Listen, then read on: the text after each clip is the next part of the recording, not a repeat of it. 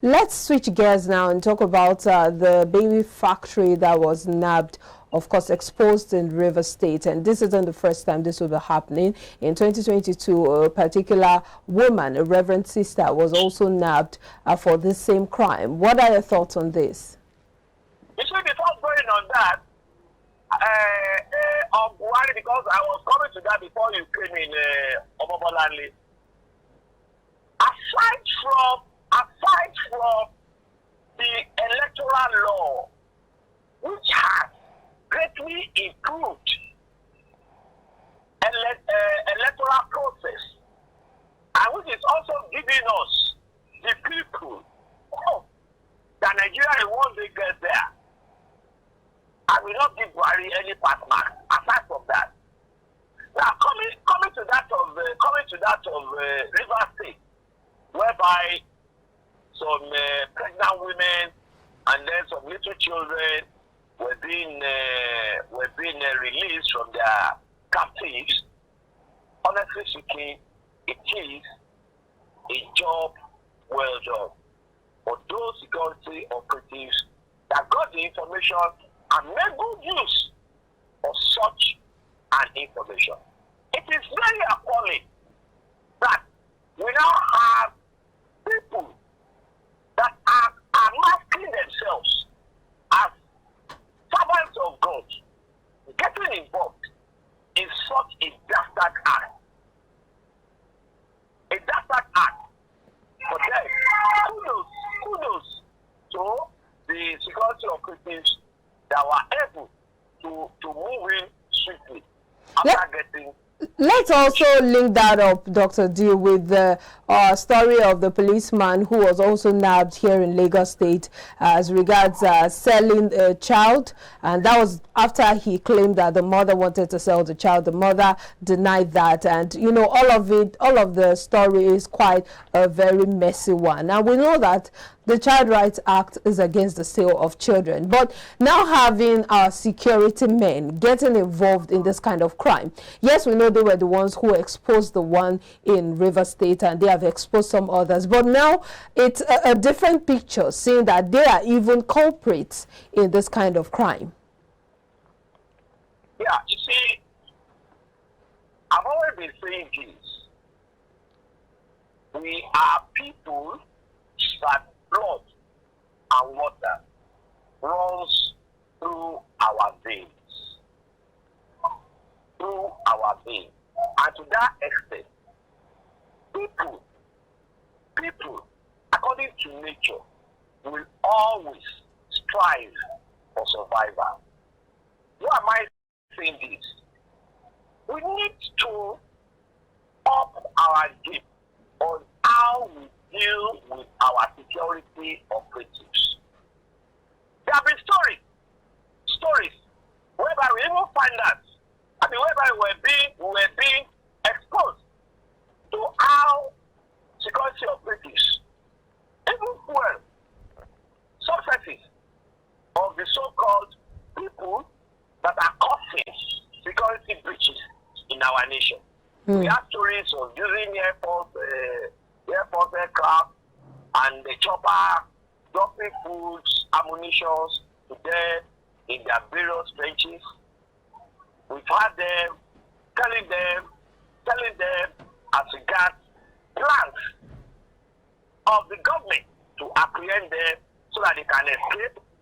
We've had stories of security operatives looking at the strategies of security operatives to even our enemies in this country. So what I'm saying in essence is, listen, our recruitment process must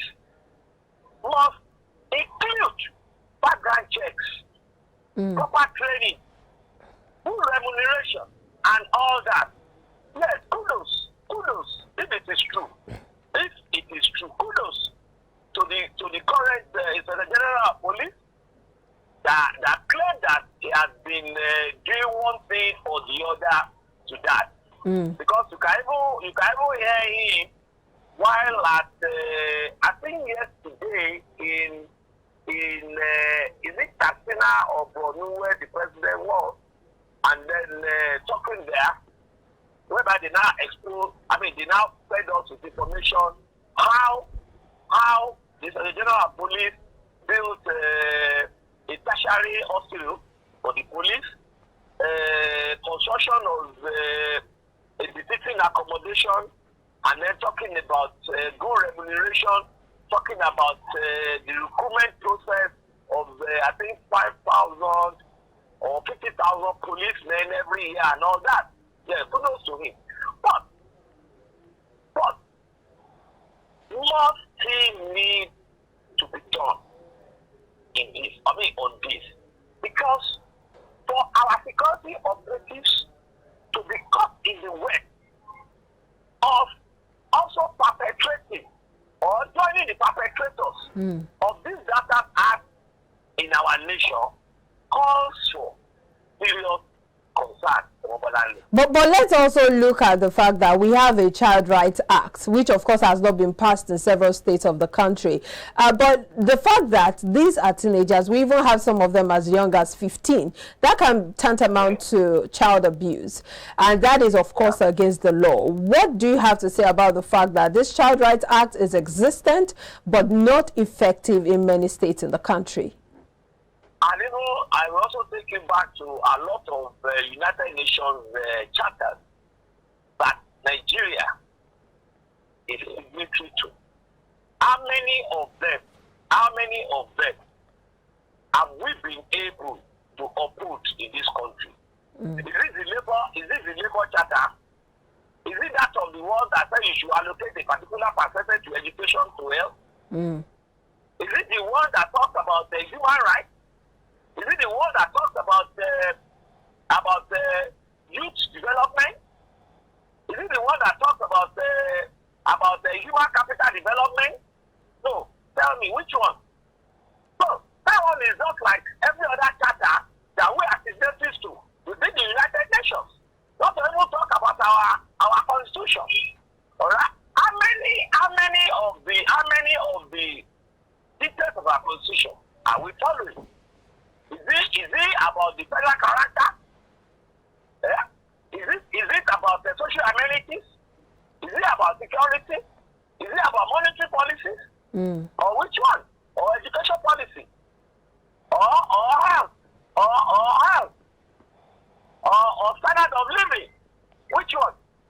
So these are all issues of concern that is even making somebody like me to have been clamoring for a very, very responsive government that will be proactive in dealing with even any of the antithetical activity against some of these victims.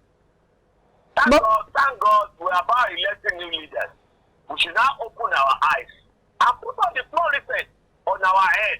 Yes, some of them, we can't say any of them is perfect. We can't say any of them are the kind of leaders that we need. But these are the people that the parties are strong of. But we can identify one or two of them that we know can give we Nigerians a breath of fresh air.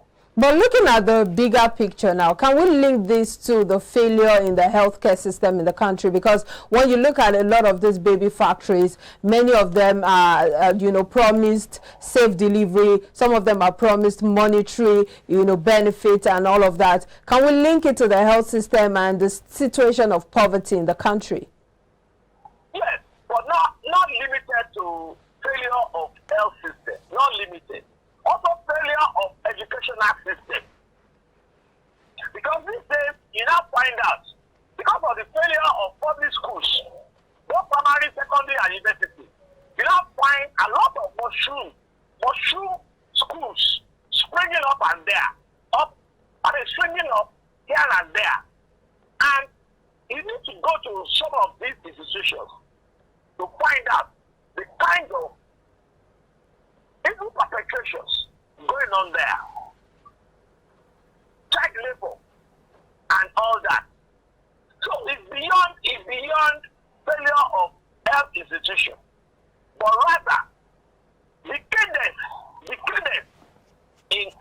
national institutions can be adduced to most of these problems.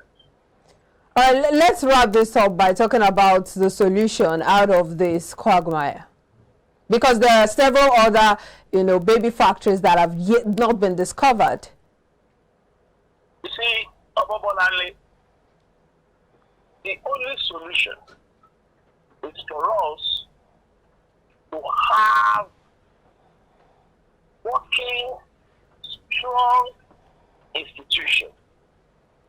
And how do we have working, strong institutions?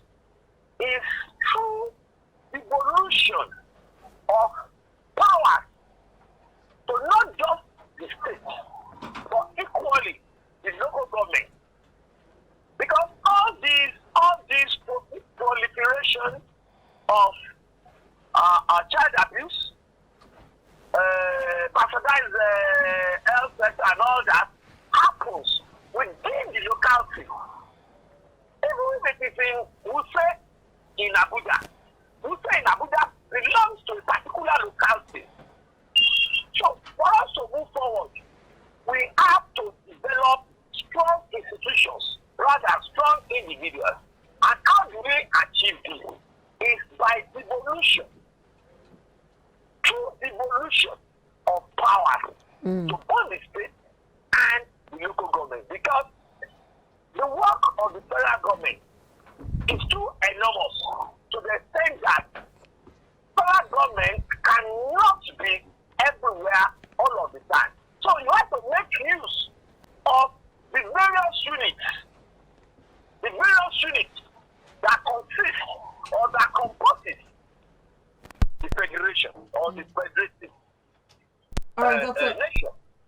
Dr. D, we'll have to leave the conversation there, but thank you so much for the insight shared on the show this morning, and have a pleasant day. Yeah, thank you for having me. All right, we'll be always be there for you. Good to know that. We'll be speaking with Dr. Dayo Kayode, political technocrat, talking to us about the different issues trending in the country. We'll take a break now. We'll be back to discuss other issues. Please stay with us.